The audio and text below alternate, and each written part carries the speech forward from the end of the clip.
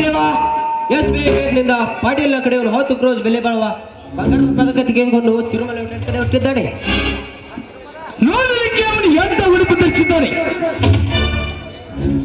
ಅವನ ಹೆಸರೇನೆಂದು ನನಗೆ ಗೊತ್ತಿಲ್ಲ.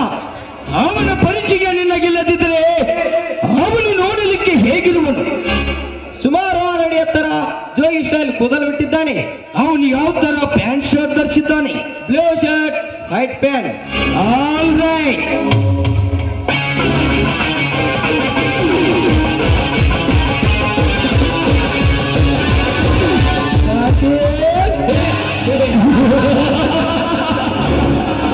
ಪಾಟೀಲ್ ಎಂದು ಹೆಸರಿಟ್ಟುಕೊಂಡು ಈ ಪೃಥ್ವಿಯಲ್ಲಿ ನಾನೇ ರಾಜಹುಲಿ ಎಂದು ಬಡವರ ರಕ್ತವನ್ನೇ ನೀರಿನಂತೆ ಕುಡಿದು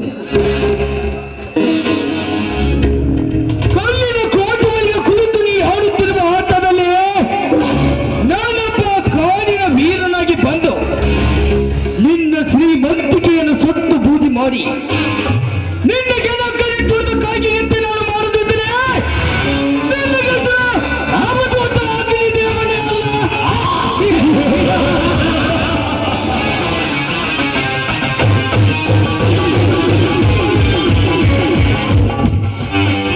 ಈ ಅಗ್ನಿದೇವ ಬಡವರ ಪಾಲಿಗೆ ಮನೆ ಬೆಳಗುವ ಮಗ.